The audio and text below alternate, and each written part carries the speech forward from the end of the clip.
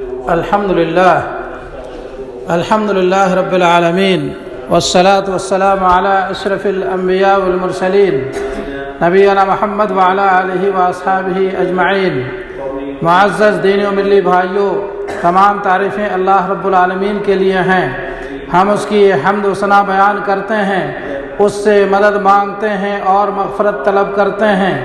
ہم اپنے نفس کی شرارت اور برے اعمال سے اللہ سے پناہ مانگتے ہیں۔ اللہ جسے ہدایت دے اسے کوئی گمراہ نہیں کر سکتا، اور وہ جسے گمراہ کرے اسے کوئی ہدایت نہیں دے سکتا۔ میں گواہی دیتا ہوں کہ اللہ کے سوا کوئی سچا معبود نہیں، وہ اکیلا ہے، اس کا کوئی شریک نہیں، اور میں گواہی دیتا ہوں کہ محمد صلی اللہ علیہ وسلم اللہ کے بندے اور اس کے رسول ہیں۔ اللہ تعالیٰ ان پر، ان کے اعلیٰ اصحاب پر اپنی رحمتیں نازل فرمائے، آمین یا رب العالمین۔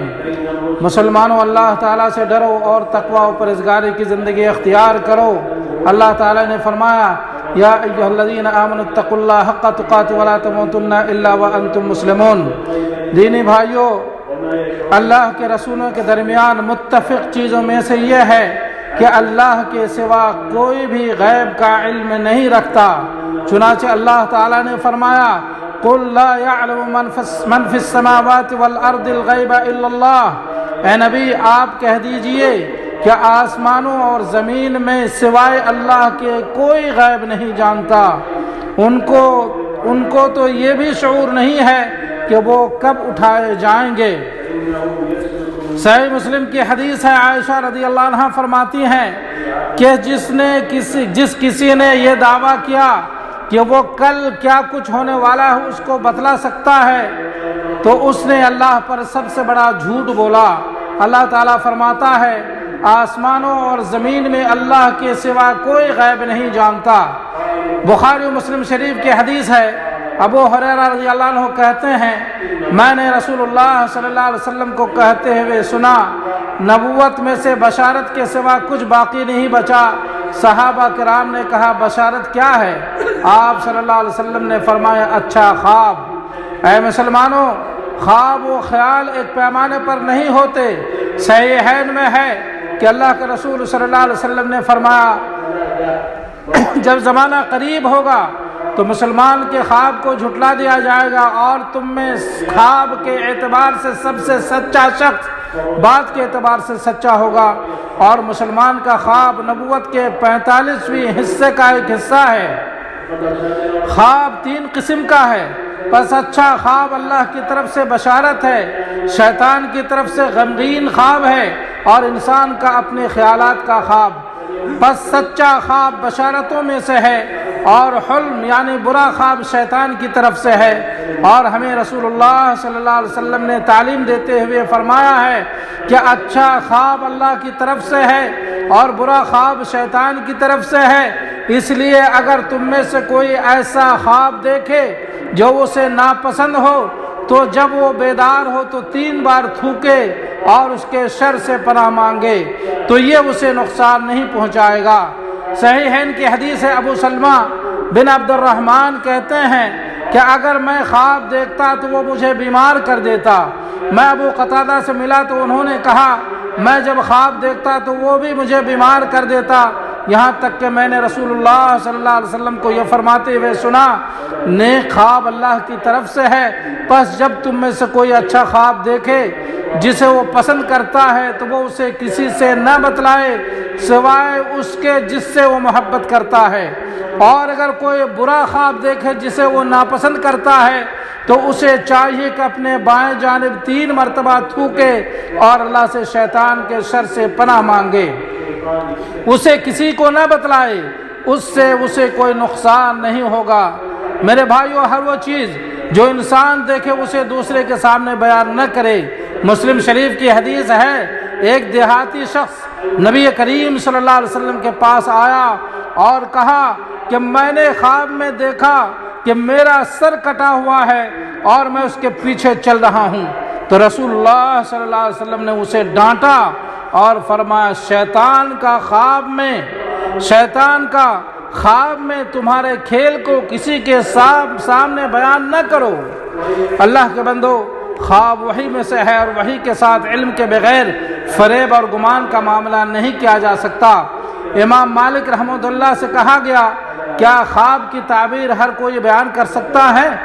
جواب دیا کہ کیا نبوت کے ساتھ کھیل کیا جا سکتا ہے؟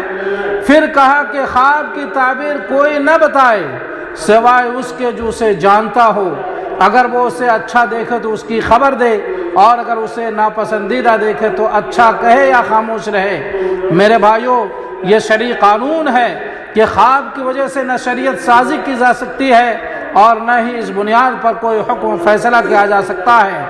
خوابوں میں پڑھ کر اور اس کی وجہ سے حکم جاری کر کے ایک فرقہ گمراہ ہو گیا ہے، لوگوں نے آپس میں دشمنیاں مول لی اور اس کی وجہ سے رحم کو کاٹ دیا، حالانکہ خواب کی بنیاد پر نہ فیصلہ کیا جا سکتا ہے اور نہ ہی قانون سازی کی جا سکتی ہے۔ افسوس کے بعد لوگوں نے خواب کی تعبیر کو روزی روٹی کا ذریعہ بنا لیا ہے۔ دینی بھائیوں، علماء کرام کا اس بات پر اتفاق ہے کہ خواب کو حجت و دلیل نہیں بنایا جا سکتا، چنانچہ عقل مند اس سے تعلق نہیں رکھتا اور مومن اس سے نہیں ڈرتا۔ ابن سیرین رحمہ اللہ سے 100 خوابوں کی تعبیر کے بارے میں سوال کیا گیا تو انہوں نے اس کے بارے میں کچھ بھی جواب نہیں دیا سوائے اس کے کہ اللہ سے ڈرو اور جاگتے ہوئے نیکی کرو، تم نے جو کچھ خواب میں دیکھا ہے وہ تمہیں نقصان نہیں پہنچائے گا۔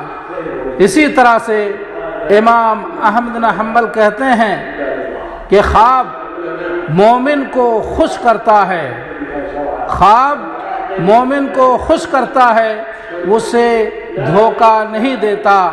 اس لیے ہمیں اور آپ کو چاہیے کہ ہم اور آپ خواب کو لے کر غلو نہ کریں اور اس میں جو شریعت کا حکم ہے اس کے مطابق ہم جو ہے ہر اسی شخص سے خواب کی تعبیر پوچھنے کی کوشش کریں جو اہل علم ہیں، جن کو خواب کی تعبیر بیان کرنے کا اور کتاب و سنت میں اچھا دسترک حاصل ہے اور علم اللہ رب العالمین نے دیا ہے، ایسی ہی شخص سے بیان کریں اور کسی دوسرے سے دوسرا خواب نہ بیان کریں۔ اللہ عز و جل نے فرمایا الا ان اولیاء اللہ لا خوف علیہم ولا هم يحزنون الذين آمنوا وكانوا يتقون۔ اقول قولی هذا واستغفر الله لي ولكم ولسائر المسلمين من كل ذنب فاستغفروه انه هو الغفور الرحيم۔